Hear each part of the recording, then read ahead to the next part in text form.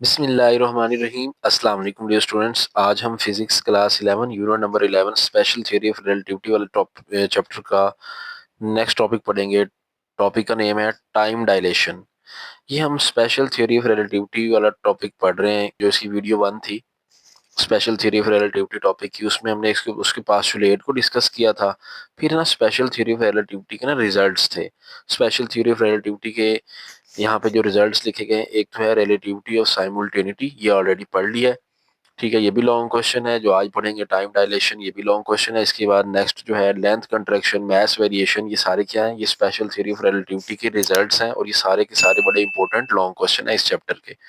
तो आज हमने जो पढ़ना है वो है टाइम डायलेशन। अब ये टाइम डायलेशन क्या होती है, टाइम डायलेशन का मतलब क्या है, ये चीजें हम देखेंगे।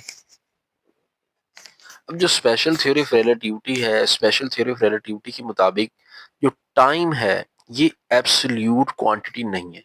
एब्सोल्यूट क्वांटिटी का मतलब ये है, क्या मतलब था, जैसे पिछली वीडियो में भी हमने देखा था कि जो टाइम है वो फ्रेम ऑफ रेफरेंस पे डिपेंड करता है, वो एब्सोल्यूट नहीं होता। फॉर एग्जांपल किसी एक फ्रेम ऑफ रेफरेंस में टाइम की वैल्यू कुछ और है, तो किसी दूसरे फ्रेम ऑफ रेफरेंस में जो टाइम है वो कुछ और होगा। ठीक है, यहाँ पे टाइम इंटरवल की बात की जा रही है कि टाइम इंटरवल जो है वो एब्सोल्यूट नहीं होता, बल्कि टाइम जो है वो चेंज हो जाता है, डिपेंड करता है फ्रेम ऑफ रेफरेंस पे। स्पेशल थ्योरी ऑफ रिलेटिविटी भी यही कहती है, time is not an absolute quantity, it depends on the motion of observers frame of reference. ये डिपेंड करता है कि ऑब्जर्वर का फ्रेम ऑफ रेफरेंस क्या है। सबसे पहले ना यहाँ पे इस टॉपिक में ना आपको तीन लफ्ज बड़ा सुनने को मिलेंगे, देखने को मिलेंगे: इवेंट, ऑब्जर्वर और फ्रेम ऑफ रेफरेंस। पहले ये देख लेते हैं ये तीनों चीजें क्या है। तो सबसे पहले अगर हम बात करें कि फ्रेम ऑफ रेफरेंस क्या होता है, ये ऑलरेडी पीछे टॉपिक पढ़ चुके हैं। Inertial and non inertial frame of reference, ऐसे फ्रेम ऑफ रेफरेंस जो यूनिफॉर्म वेलोसिटी से मूव करें या रेस्ट पे हो वो इनर्शियल होते हैं, और जो एक्सेलरेटेड फ्रेम ऑफ रेफरेंस होते हैं ना वो होते हैं non inertial frame of reference. Frame of reference क्या होते हैं, ये बेसिकली कोऑर्डिनेट होते हैं जिसमें हम मेजरमेंट अपनी कर रहे होते हैं। अब फॉर एग्जांपल ये हमारे पास ना एक रूम है, ठीक है। इस रूम के अंदर क्या होता है कि कोई बंदा है, वो ना यहाँ से एक बॉल है, लेट ये बॉल है, वो इसको ना नीचे थ्रो करता है, तो बॉल क्या आएगा, यूं करके फॉल करेगा नीचे, यहाँ अर्थ पे फॉल करेगा। ठीक है, बॉल जो है ये अर्थ पे फॉल करेगी। अब ये जो बॉल का नीचे गिरना है ना और अर्थ पे स्ट्राइक करना है, ये एक इवेंट है। ठीक है, इसको हम बोलते हैं इवेंट। कोई भी काम हो सकता है वो, ठीक है, जो कि हो रहा है किसी जगह पे, वो इवेंट है। अब वो जिस जगह पे हो रहा है वो फ्रेम ऑफ रेफरेंस है। अब ये रूम के अंदर हो रहा है तो रूम फ्रेम ऑफ रेफरेंस है। अब कोई बंदा है वहां पे खड़ा हुआ है, उसी रूम के अंदर है, यहाँ पे लेट कोई वो बंदा है, ठीक है, वो क्या हो जाएगा, वो ऑब्जर्वर है जो इस चीज को ऑब्जर्व कर रहा है। ठीक है, तो इवेंट क्या होता है, किसी भी जगह पे कोई जो काम हो रहा होता है, बुक ओपन कर रहे हैं वो भी एक इवेंट है। ठीक है, आप बॉल को ऊपर थ्रो करते हैं वो भी एक इवेंट है, या आप बैटरी जला के लाइट मार रहे हैं किसी, वो भी एक इवेंट है।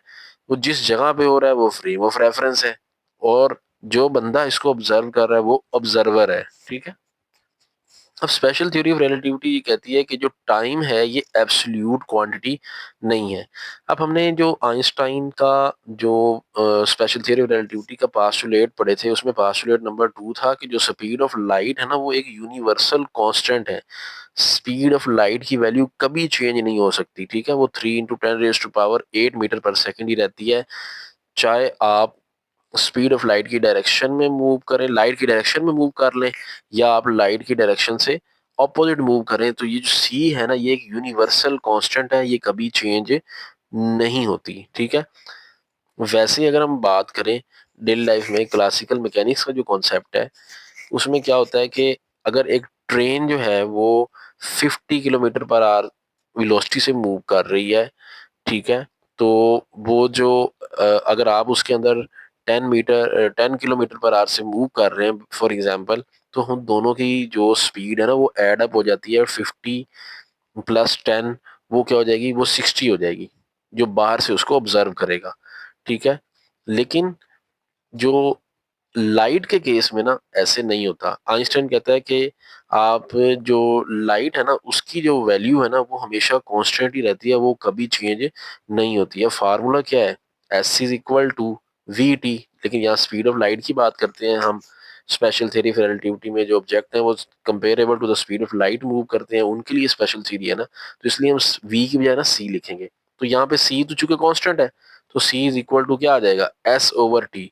तो अगर ये चेंज नहीं ना हो सकती, तो इसका मतलब ये है फिर लेंथ एस जो डिस्टेंस है उसको और टाइम को चेंज होना पड़ेगा। ठीक है, यही तो हमें इस टॉपिक में पढ़ना है कि लेंथ का चेंज होना, जिसको लेंथ कंट्रैक्शन कहते हैं, अगला टॉपिक वही है। और टाइम डायलेशन, टाइम जो है वो डायलेट होना। डायलेट जैसे कि आपको नाम ज़ाहिर है, डायलेट लेट से निकला है, मतलब देर से टाइम पास होता है, स्लो हो जाता है टाइम, इसका ये मतलब है।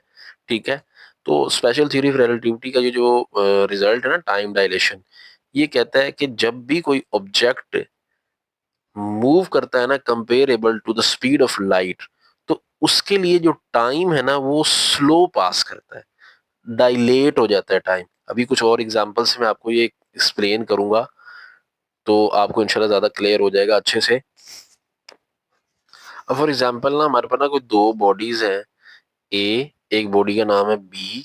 ठीक है, इन्होंने ना मूव करते हुए ना इस टारगेट पे पहुंचना है, यहाँ पे ना हमारे पास कोई टारगेट है। ठीक है, ये हमारे पास एक टारगेट है, इन्होंने ना यहाँ से मूव करके ना यहाँ पे पहुंचना है। अब एक जो बॉडी है ना वो फास्ट मूव करके यहाँ पे पहुंच जाती है। ठीक है, और दूसरी बॉडी जो है ना वो स्लो मूव करके यहाँ पे जाती है। अब जो बॉडी फास्ट मूव करके वहां पहुंची है, जाहिर बात है वो फॉर एग्जांपल मैं कहता हूँ 1 सेकंड में पहुंचती है, तो दूसरी जो है वो क्या है, फिर वो स्लो मूव कर रही है, तो चलो 4 सेकंड ले लेगी।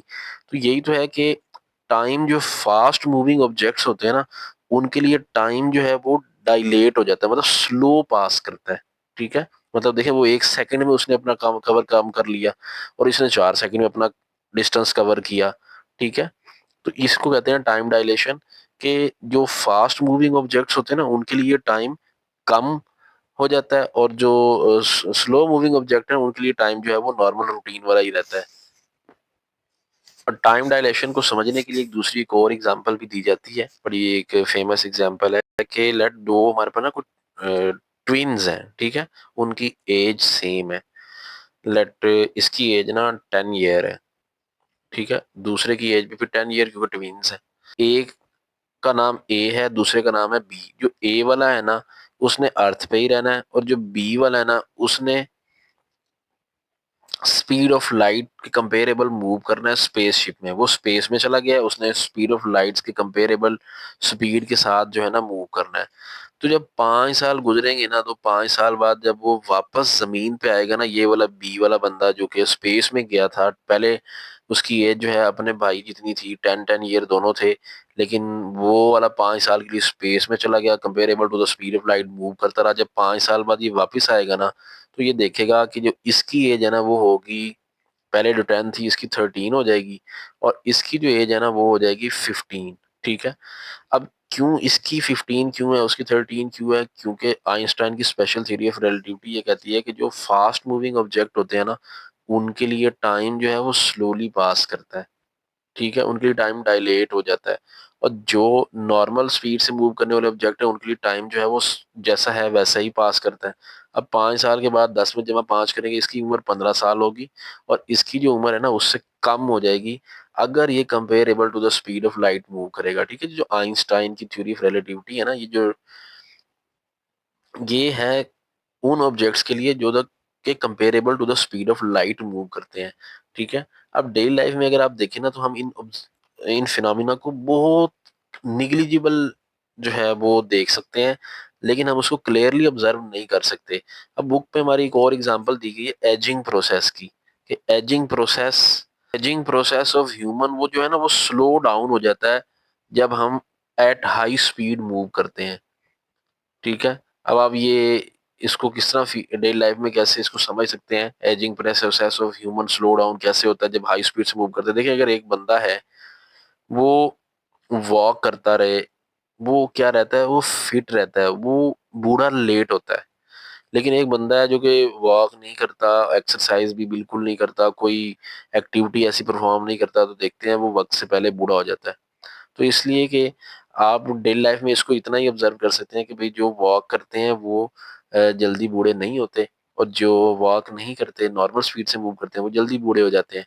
तो इस तरह करके आप ये बात समझ सकते हैं कि जो 13 और 15 डिफरेंस आया है, ये कैसे आया है। तो ये जो रिलेटिविस्टिक इफेक्ट्स हैं, इसको हम बोलते हैं रिलेटिविस्टिक इफेक्ट, कि जब आप स्पीड से मूव कर रहे होते हो ना, तो आपके लिए टाइम जो है वो डायलेट हो जाता है। टाइम की बजाय ना यहाँ पे टाइम इंटरवल वर्ड यूज़ करना ज़्यादा बेटर है। अब उसके बाद टाइम डायलेशन कैलकुलेट करने के लिए जो आइंस्टाइन ने फार्मूला बताया था, वो क्या था? वो था T is equal to T naught divided by 1 - v² / c², और उसके ऊपर स्क्वायर रूट। ठीक है, अब यहाँ पे टी क्या है और टी नॉट क्या है? देखिए, यहाँ पे जो टी नॉट है ना, वो है प्रॉपर टाइम। प्रॉपर टाइम कौन सा टाइम? वो ऐसा टाइम है जो कि मतलब नॉर्मल रूटीन में टाइम है। फॉर एग्जांपल, अगर हम बात करें कि लेट एक बॉल है, वो हमने यहाँ से ना इसको थ्रो करवाना है अर्थ के ऊपर, नीचे ये अर्थ है, वो यहाँ से यहाँ तक आती है 1 सेकंड में। ठीक है, तो अगर आप इसको रेस्ट पे खड़ा होकर कोई ऑब्जर्वर इसको ऑब्जर्व करेगा, तो इसका जो टाइम है वो कहेगा यहाँ से यहाँ तक आने में 1 सेकंड लगा है। ये जो टाइम है ना, ये है प्रॉपर टाइम, जो कि एक्चुअल टाइम है। लेकिन कोई और ऑब्जर्वर है जो कि मोशन में है, मूव कर रहा है, comparable to the speed of light move कर रहा है। ठीक है, रिलेटिविस्टिक वेलोसिटी से मूव कर रहा है, इसको बोलते हैं रिलेटिविस्टिक वेलोसिटी। वो उससे मूव कर रहा है, वो अगर इसको ऑब्जर्व करेगा ना, तो उसके लिए इसका टाइम जो है वो डायलेट हो जाएगा। ठीक है, वो कहेगा कि जो बॉल है वो लेट 0.3 सेकंड लगे हैं उसको नीचे आने में। ठीक है, ये जो टाइम होगा ना, जो मोशन में ऑब्जर्व किया जाएगा, मूव करते हुए ऑब्जर्व करते हैं, उसको हम कहते हैं रिलेटिविस्टिक टाइम। प्रॉपर टाइम और रिलेटिविस्टिक टाइम की प्रॉपर डेफिनेशन आपके साथ इसी वीडियो के लास्ट पे रिटन लेक्चर जब शेयर किया जाएगा ना इस टॉपिक का, उसमें लिखी हुई दिखा दी जाएगी। ठीक है, तो ये रिलेटिविस्टिक टाइम है, और टी नॉट क्या है यहाँ पे, इसमें प्रॉपर टाइम है। तो वी क्या है? ये उस ऑब्जेक्ट की वेलोसिटी है जो कि मूव करते हुए किसी चीज को मैयर कर रहा है। जैसे इसकी मैंने आपको एग्जांपल दी कि एक ऑब्जर्वर रेस्ट पे है, उसने जो टाइम मैयर किया 1 सेकंड है, वो टी नॉट है। अब दूसरा ऑब्जर्वर जो कि इसको मैयर कर रहा है, वो वी वेलोसिटी से मूव कर रहा है। ठीक है, अब क्योंकि कोई objects comparable to the speed of light ही मूव कर सकते हैं ना, स्पीड ऑफ लाइट से तो कोई चीज नहीं मूव कर सकती। ये 3 × 10⁸ जो है, ये यूनिवर्सल स्पीड कांस्टेंट है। इतनी स्पीड से दुनिया में कोई भी ऑब्जेक्ट नहीं मूव कर सकता जिसका कोई ना कोई मैस हो। अब ऑब्जर्वर का तो कोई ना कोई मैस होना है, तो इसलिए वो इससे थोड़ा कम स्पीड से मूव करेंगे, लेकिन एक्चुअली ये स्पीड से कोई भी मूव नहीं कर सकता, तो इसलिए वो थोड़ा कम है। तो इसलिए हम उसको यहाँ पे वी जो है वो ऑब्जर्वर की स्पीड है, सी क्या है? स्पीड ऑफ लाइट है यहाँ पे। ठीक है, तो ये फार्मूले के मैंने आपको डिस्क्रिप्शन बताई है कि इसके अंदर जो वेरिएबल यूज हो रहे हैं उनके क्या क्या मीनिंग्स हैं। अब ये फार्मूला है, इस फार्मूले से हम ये डायलेटेड टाइम जो कि रिलेटिविस्टिक टाइम है, वो निकाल के देखते हैं। एक बुक पे एग्जांपल दी गई है, if a traveller on a plane moving at 0.8 C, वो ट्रेवलर है, वो प्लेन में बैठा हुआ है, वो ना 80% स्पीड ऑफ लाइट से ना मूव कर रहा है, और एक बुक उठाता है, ओपन करता है, उसको pick up a book, book उठा के उसको ओपन करता है। The event take 1 second as measured by the traveller. तो जो बंदा जहाज के अंदर बैठा है, इस प्लेन के अंदर जो बैठा था, उसने जो कि 0.8 सी से मूव कर रहा था, उसने एक बुक उठाई, उसको ओपन किया, तो वहां पे जो उस अंदर मौजूद मुसाफिर कोई और था या वो था, उसने जो टाइम ऑब्जर्व किया, उसने कहा कि 1 सेकंड लगा बुक ओपन करने में। ठीक है, हाउएवर, लेकिन a person standing outside the plane, जो कि प्लेन के बाहर खड़ा था, the same event take about 1.7 second. तो उसके लिए जो जो बाहर खड़ा था ना, जो कि रेस्ट पे था, जो कि मूव नहीं कर रहा था, उसने ऑब्जर्व किया, वो कहेगा कि बुक उठाने में ना 1.7 सेकेंड लगे हैं। अब रेस्ट वाले बंदे के लिए ना देखिए 1.7 सेकेंड टाइम ज्यादा लग रहा है, वो कह रहा है कि ज्यादा टाइम लगा है कि बुक उठाने में, वो कहेगा। लेकिन जो स्पीड से मूव कर रहा था, उसके लिए देखें टाइम जो है वो स्लो पास किया, उसने कहा 1 सेकंड में बुक उठाई है। लेकिन जो बाहर वाला बंदा खड़ा हुआ है ना, वो कह रहा है, वो बाहर वाला बंदा चूंकि रेस्ट पे है, वो मूव नहीं कर रहा, वो कहेगा 1.7 लाख सेकंड लगे हैं बुक उठाने में। तो अब इस चीज को हम पुट करके चेक करते हैं कि आप वाकई जो रिलेटिविस्टिक टाइम है वो 1.7 सेकंड आता है। अब जो बंदा प्लेन के अंदर बैठा है ना, जिसने कहा 1 सेकंड लगा है, उसके लिए फ्रेम ऑफ रेफरेंस प्लेन है। ठीक है, जिसने 1 सेकंड मैयर किया, तो ये प्रॉपर टाइम इसका 1 सेकंड होगा। लेकिन जो बंदा बाहर से ऑब्जर्व करेगा ना, कोई बाहर खड़ा है, प्लेन के बाहर खड़ा है, वो इस इवेंट को ऑब्जर्व करेगा, वो कहेगा कि उस बंदे को बुक उठाने में 1.7 सेकंड लगे हैं, उस बंदे को बुक उठाने में 1.7 सेकंड लगे हैं। अब ये जो 1.7 सेकंड है ये क्या हो जाएगा, ये रिलेटिविस्टिक टाइम हो जाएगा, ये वाला टी। और टी नॉट क्या हो जाएगा, प्रॉपर टाइम होता है ना टी नॉट, वो 1 सेकंड होगा। तो अब हम वेरीफाई करते हैं क्या ये आइंस्टाइन का दिया हुआ टाइम डायलेशन का फार्मूला वाकई वर्क करता है। ये वैल्यूज पुट करके देखते हैं। अब हम क्या पुट करेंगे, टी नॉट को क्या पुट कर लेंगे, 1 पुट करेंगे और चेक करेंगे क्या वाकई इस टी की वैल्यू 1.7 आती है। तो देखिए T is equal to T naught की जगह 1 लिखेंगे divided by 1 minus V square over C square. ठीक है, तो 1 1 डिवाइडेड बाय, तो हम क्या लिखेंगे, 1 डिवाइडेड बाय स्क्वायर रूट के अंदर 1 माइनस, अब v कितनी है, वो स्पीड कितनी स्पीड से मूव कर रहा है, 0.8 सी, मतलब 80% स्पीड ऑफ लाइट से मूव कर रहा है ना प्लेन। तो 0.8 सी पुट कर देंगे यहाँ पे डिवाइडेड बाय सी, और उस सारे के ऊपर स्क्वायर भी है। अब ये सी से सी कट जाएगा, तो 1 माइनस 0.8 स्क्वायर। अब 1 माइनस 0.8 स्क्वायर करेंगे, स्क्वायर रूट लेंगे, जो आंसर आएगा उसको 1 पे डिवाइड करें, आप चेक करेंगे कि 1.7 सेकंड वाकई आएगा। तो टी यहाँ पे कौन सा टाइम है, रिलेटिविस्टिक टाइम है, और टी नॉट प्रॉपर टाइम है। तो ये हम ऐसे करके लिख देंगे। तो टाइम डायलेशन वाला लॉन्ग क्वेश्चन आपका आएगा तो कैसे लिखेंगे, ये सबसे पहले लिखेंगे, time is not an absolute quantity, it depends upon the motion of observers frame of reference. कि ये ऑब्जर्वर का जो फ्रेम ऑफ रेफरेंस है ना उसकी मोशन पे डिपेंड करता है। रेस्ट पे कुछ और आंसर आएगा, लेकिन अगर आप मोशन में टाइम को ऑब्जर्व करेंगे किसी इवेंट के तो आपके पास आंसर चेंज आएगा। तो according to special theory of relativity इसकी एक्सप्लेनेशन में लिखेंगे, time is not an absolute, its value is different according to the inertial frame. ये इनर्शियल फ्रेम पे डिपेंड करता है कि रेस्ट वाला है या मूविंग फ्रेम से आप उसको ऑब्जर्व कर रहे हैं किसी टाइम को। Suppose an observer is stationary, फर्ज करें कोई ऑब्जर्वर जो है वो स्टेशनरी है इन एन इनर्शियल फ्रेम, और वो किसी इनर्शियल फ्रेम में रुका हुआ है, and measure the time interval of an event occurring in that frame. वो किसी टाइम इंटरवल को मेजर कर रहा है, कोई इवेंट हो रहा है उसका टाइम इंटरवल जो है वो मेजर कर रहा है उसी फ्रेम के अंदर। This measure the time interval is called proper time. ये जो टाइम इंटरवल वो मेजर करेगा ना उसी फ्रेम ऑफ रेफरेंस के अंदर रहते हुए, जैसे एग्जांपल प्लेन वाली थी, प्लेन के अंदर एक बंदा है वो बुक उठाता है, तो वहां पे कोई और ऑब्जर्वर है वो उसी प्लेन के अंदर है, मूविंग प्लेन के अंदर है, तो वो जो टाइम मेजर करेगा ना वो प्रॉपर टाइम होगा। लेकिन कोई जो बंदा बाहर से मेजर करेगा ना वो प्रॉपर टाइम नहीं होगा, वो दूसरा टाइम होगा, वो जो कि वो डायलेटेड टाइम होगा। If the observer is moving relative to the frame, लेकिन और कोई ऑब्जर्वर है जो कि उस फ्रेम के लिहाज से मूव कर रहा है, in which the event is occurring, जिसमें इवेंट अकर हो रहा है, with uniform velocity V, uniform velocity V से मूव कर रहा है अगर वो ऑब्जर्वर। अब यहाँ पे ऑब्जर्वर भी मूव कर सकता है, या वो फ्रेम ऑफ रेफरेंस जिसमें इवेंट अकर हो रहा है वो भी मूव कर सकता है, कोई एक मूव कर रहा हो, तो वो ये टाइम डायलेशन ऑब्जर्व हो जाती है। Then the time measured by the observer will not be T naught. तो वो जो टाइम मेजर करेगा ना वो टी नॉट नहीं होगा, ठीक है, बल्कि वो चेंज होगा उससे, but different time T measure करेगा, जो कि किस फार्मूले से हम लिखते हैं, T is equal to T naught over 1 minus C square, 1 minus V square over C square under root,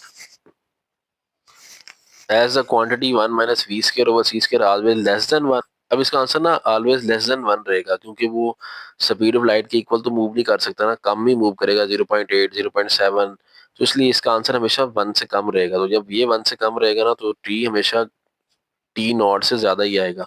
तो हमने वाकई चेक भी किया नीचे एग्जांपल लेके, वो 1.7 जो है आया था, और एक्चुअल टाइम वो 1 था, 1 सेकंड था। द टाइम हैज डायलेटेड और stretched due to relative motion between observer and frame of reference. तो ऑब्जर्वर और फ्रेम ऑफ रेफरेंस के दरमियान रिलेटिव मोशन की वजह से टाइम जो है वो डायलेट हो जाते हैं। This result applies to all time dependent process including physical और chemical biological वन। तो ये हर प्रोसेस पर जो है ये वाला टाइम डायलेशन एप्लीकेबल होती है, चाहे कोई फिजिकल है, केमिकल है या बायोलॉजिकल है। Even the ageing process of human body slows down when moving at relativistic speed. अगर आप रिलेटिविस्टिक स्पीड से मूव करते हैं तो आप जल्दी बूढ़े नहीं होते, ये हमने देखा। एग्जाम्पल मैंने जब टॉपिक पढ़ाया अभी एक्सप्लेन किया उसमें भी एग्जाम्पल मैंने बताई है आपको। उसके बाद ये ट्रैवलर वाली एग्जांपल है, क्योंकि प्लेन के अंदर जो है वो कोई बंदा मूव कर रहा है, बुक पिकअप करता है, तो ये आप एग्जांपल लिख देंगे, ये बड़ी अच्छे से ऑलरेडी एक्सप्लेन हो चुकी है। तो ये था टाइम डायलेशन का टॉपिक। अब हम दूसरा लेंथ कंट्रैक्शन देखते हैं। लेंथ कॉन्ट्रैक्शन की डेफिनेशन सबसे पहले देखते हैं। The phenomena in which the length of an object moving at a relativistic speed appears shorter along the direction of motion as measured by the stationary observer। इसमें ये क्या है कि ना, आप जो है अगर किसी ऑब्जेक्ट की लेंथ को मेजर करोगे ना स्टेशनरी होके, मतलब स्टेशनरी ऑब्जर्वर हो आप किसी ऑब्जेक्ट की लेंथ को मेजर करोगे ना, अगर वो ऑब्जेक्ट रिलेटिविस्टिक स्पीड से मूव कर रहा है तो आपको उसकी लेंथ शॉर्टर दिखाई देगी। ठीक है, फॉर एग्जांपल आपके पास ना कुछ दो पॉइंट है, ठीक है, इनके दरमियान डिस्टेंस फिक्स है। ये दो पॉइंट है, ए पॉइंट है, एक है बी पॉइंट, इनके दरमियान डिस्टेंस है ये कुछ, ठीक है। अगर आप इस डिस्टेंस को रेस्ट पे देखोगे ना तो आपको ये डिस्टेंस जो है वो लेट 2 मीटर नजर आता है, ठीक है, बिल फर्ज ये 2 मीटर है, ठीक है, और ये आपको 2 मीटर ही दिखाई देगा अगर आप यूं इसको रेस्ट पे खड़े होके देखोगे,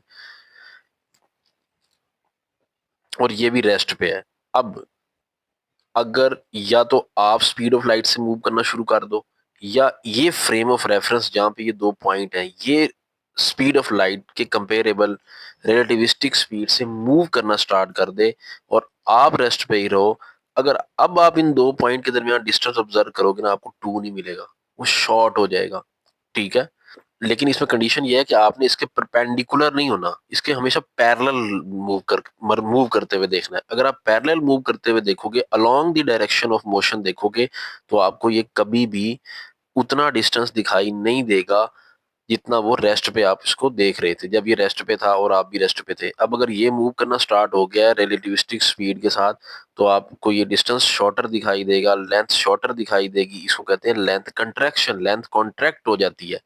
डेली लाइफ में अगर आप देखें ना, अब फॉर एग्जांपल आप रोड के ऊपर खड़े हो, ठीक है, आप वॉक कर रहे हो और आपके रास्ते में एक बस खड़ी हो, आपको बस की जो लेंथ दिखाई देगी ना वो उसकी एक्चुअल लेंथ दिखाई देगी, आप कहेंगे वाह कितनी बड़ी बस है, ठीक है। लेकिन अगर यही बस आपके करीब से फुल स्पीड के साथ मूव करके गुजर जाए तो आप उसकी कभी भी लेंथ एक्चुअल में नहीं फाइंड कर सकते, आपको वो बस हमेशा छोटी दिखाई देगी, ठीक है। सोचें जब comparable to the speed of light चीजें मूव करेंगी तो आपको तो नजर ही कुछ नहीं आएगी, एक पॉइंट पार्टिकल भी शायद ना नजर आए, आपको तो नजर ही कुछ नहीं आएगा। तो इसलिए ये जो चीजें हैं लेंथ कॉन्ट्रैक्शन टाइम डायलेशन ये एक्चुअल में होती हैं, लेकिन हमारी डेली लाइफ में फील बहुत कम होती हैं, ठीक है, क्योंकि यहाँ पे चीजें बड़ी स्लो मूव करती हैं। तो इसलिए आइंस्टाइन के जो ये रिजल्ट्स हैं ये सब एटॉमिक लेवल पे वैलिड है, और ये कोई ऐसे फजूल में थ्योरी नहीं है इसकी। तो आप वो डेफिनेशन दोबारा देखते हैं। The phenomena in which the length of an object moving at relativistic speed appear shorter. तो जब ऑब्जेक्ट रिलेटिविस्टिक स्पीड से मूव कर रहा होता है तो उसकी लेंथ शॉर्ट अपीयर होगी along the direction of motion, अगर आप उसको अलोंग द डायरेक्शन देखोगे। When measured by a stationary observer, जब आप उसको स्टेशनरी ऑब्जर्वर के तौर पे देखोगे तो आपको वो लेंथ शॉर्टर दिखाई देगी। अब इसकी एग्जांपल क्या है? The distance from earth to star measured by an observer in a moving spaceship would appear smaller than the distance measured by an observer on earth। इसमें कहा यह जा रहा है distance from earth to star, जमीन से लेकर ना सितारे तक का जो डिस्टेंस है ना, दो बंदे अगर ऑब्जर्व करें, एक अर्थ पे को खड़ा होकर ऑब्जर्व करे और एक जो है ना वो स्पेसशिप में मूव कर रहा हो, comparable to the speed of light spaceship में मूव करता हुआ मैयर करे, तो दोनों जो है ना वो डिफरेंट डिस्टेंस मेजर करेंगे। जो बंदा ऑब्जर्व कर रहा है ना अर्थ पे खड़ा होके वो डिस्टेंस ज्यादा मेजर कर रहा होगा, और जो मूविंग स्पेसशिप में डिस्टेंस को मेजर करेगा ना उसके लिए वो डिस्टेंस लेंथ जो है ना वो जो अर्थ और स्टार के दरमियान है वो शॉर्टर हो जाएगी।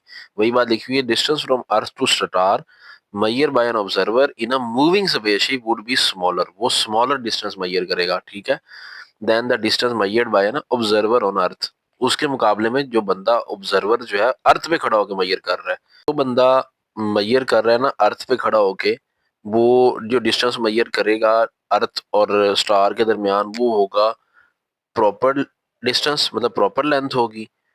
लेकिन जो बंदा रिलेटिविस्टिक स्पीड से मूव करते हुए मैयर करेगा वो कौन सा होगा? वो रिलेटिविस्टिक डिस्टेंस होगा, रिलेटिविस्टिक लेंथ होगी, ठीक है। और जो प्रॉपर लेंथ होती है उसको एल नॉट से रिप्रेजेंट करेंगे, जैसे प्रॉपर टाइम को टी नॉट से किया था, ठीक है।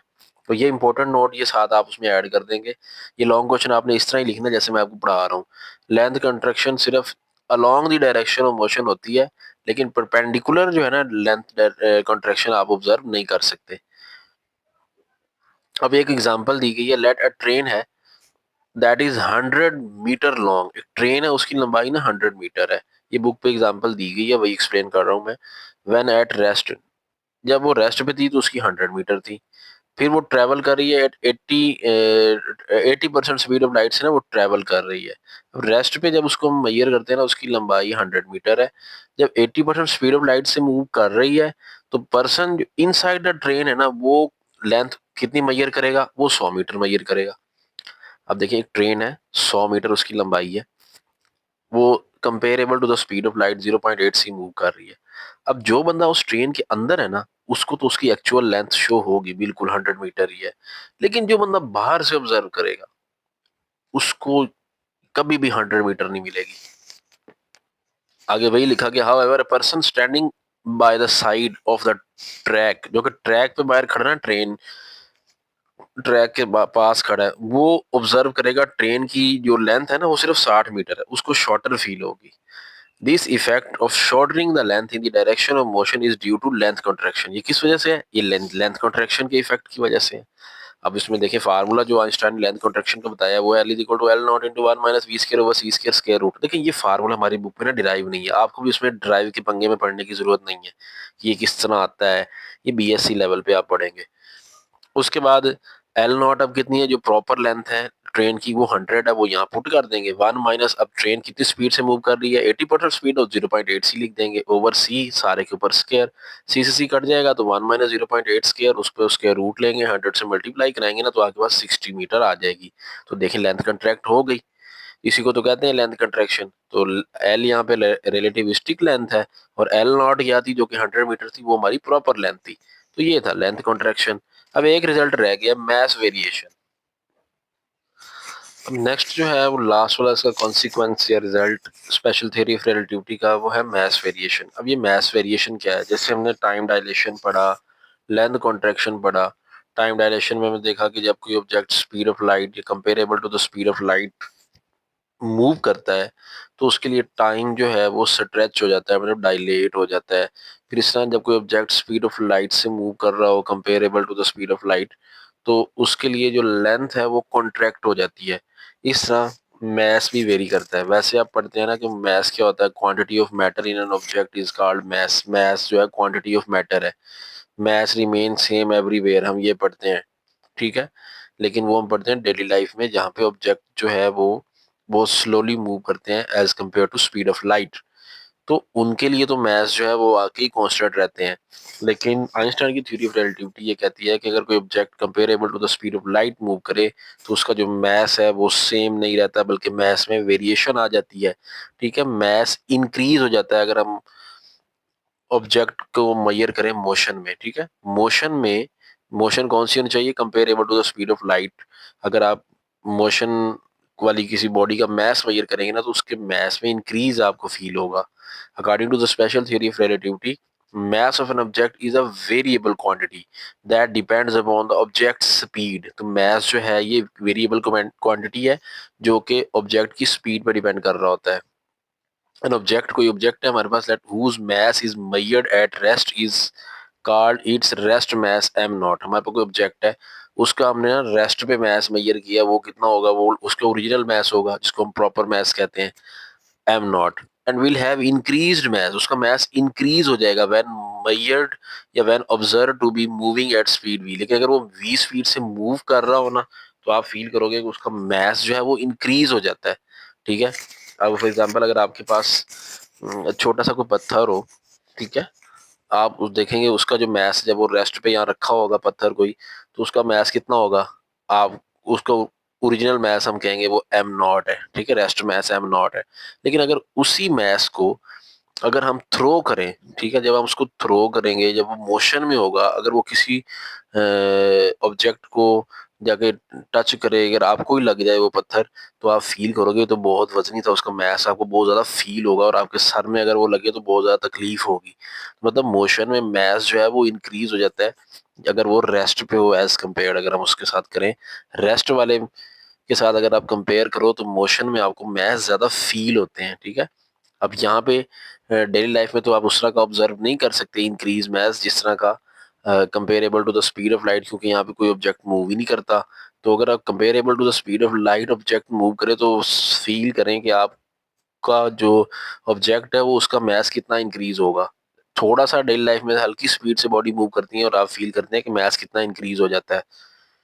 तो इसका जो फार्मूला है मैस वेरिएशन का आइंस्टाइन की थ्योरी के according, M is equal to M naught over 1 - v² over c square under root. अब इसकी एग्जांपल जो है बुक पे नहीं दी गई, जैसे पहले दो की एग्जांपल दी गई थी वो हमने निकाला था, चेक किया था, वाकई जो है लेंथ कॉन्ट्रैक्ट हुई थी, टाइम जो है वो स्ट्रेच हुआ था मोशन में जब हमने किसी इवेंट को ऑब्जर्व किया। अब उसके बाद एक बड़ा इंपॉर्टेंट क्वेश्चन है इसमें कि क्या ये पॉसिबल है कि कोई ऑब्जेक्ट स्पीड ऑफ लाइट से मूव करे। ये कंसेप्चुअल क्वेश्चन आ सकते हैं, इंटरनल शॉर्ट क्वेश्चन में से एक इंपॉर्टेंट शॉर्ट क्वेश्चन है जो चैप्टर की एक्सरसाइज के अलावा आते हैं। क्या कोई ऑब्जेक्ट स्पीड ऑफ लाइट से मूव कर सकता है फ्री स्पेस में? देखिए फार्मूला क्या है, M is equal to M naught over 1 - v² over c square under root. अब स्पीड ऑफ लाइट से मूव करने का मतलब है v जो है वो c पे अप्रोच कर जाए। If v approaches to c मतलब v जो है वो c से रिप्लेस हो जाए। तो यहाँ पे जब आप c पुट करोगे ना तो यहाँ पे क्या हो जाएगा c स्क्वायर, v की जगह पे c स्क्वायर आ जाएगा ना। तो यहाँ पे क्या हो जाएगा m is equal to M naught over 1 - v की जगह c लिखेंगे तो c square over c square, c से c कट जाएगा, c स्क्वायर से c स्क्वायर, तो 1 - 1 हो जाएगा 0। तो m नॉट ओवर 0 बन जाएगा समथिंग ओवर 0 इन्फिनिटी। तो मैस जो है इनफिनाइट हो जाएगा, ठीक है। तो अगर आपने किसी ऑब्जेक्ट को स्पीड ऑफ लाइट से मूव करवाना है तो उसके लिए आपको इनफिनाइट मैस चाहिए।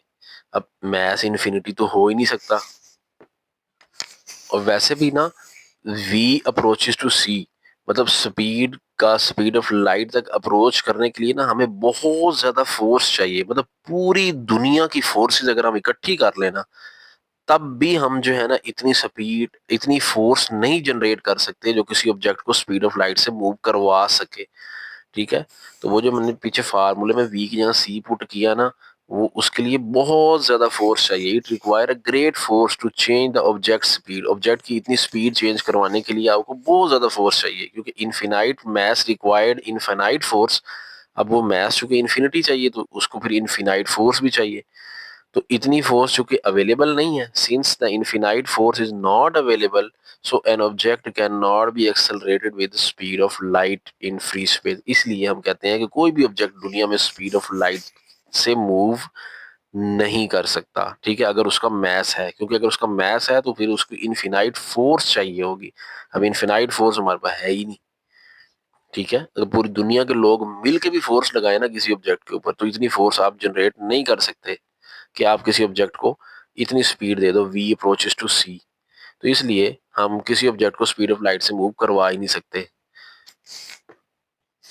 उसके बाद ना हमने यहाँ तक ये देख लिया कि हम किसी ऑब्जेक्ट को स्पीड ऑफ लाइट से मूव नहीं करवा सकते। उसके बाद ये है कि हम रिलेटिविस्टिक इफेक्ट्स ये जो है लेंथ कॉन्ट्रैक्शन, टाइम डायलेशन और मैस वेरिएशन को डेली लाइफ में क्यों ज़्यादा कॉमनली ऑब्जर्व नहीं कर सकते। बस इसके आंसर तो मैं आपको कई बार अभी एक्सप्लेन भी कर चुका हूँ पढ़ाते हुए कि स्पीड बहुत लो है डेली लाइफ में। तो उसका आंसर यहाँ पे भी लिखा हुआ है, in our daily life we deal with a speed that are extremely small as compare to speed of light. Even earth orbital speed is only 30 km/s। कह रहे कि ना डेली लाइफ में जो स्पीड है बड़ी छोटी है as compare to speed of light.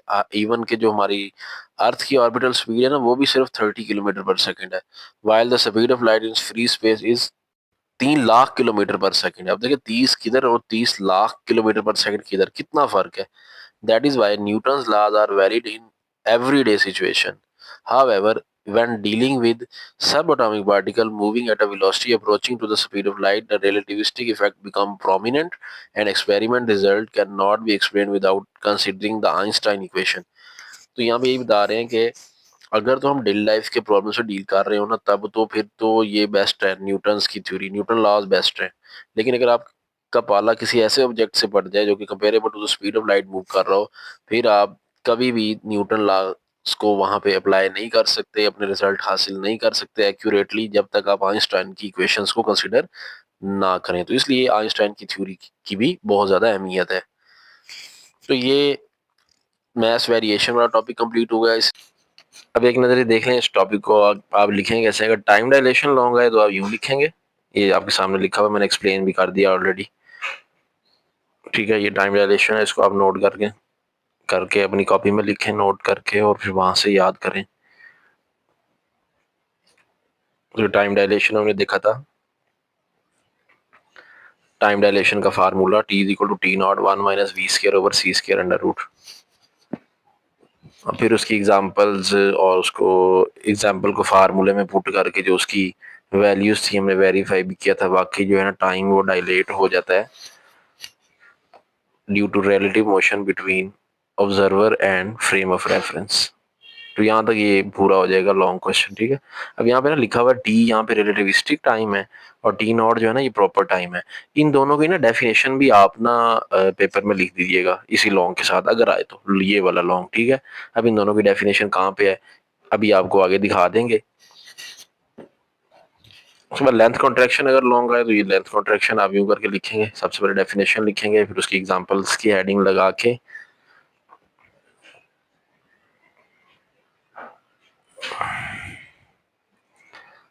ये एग्जांपल्स लिख देंगे।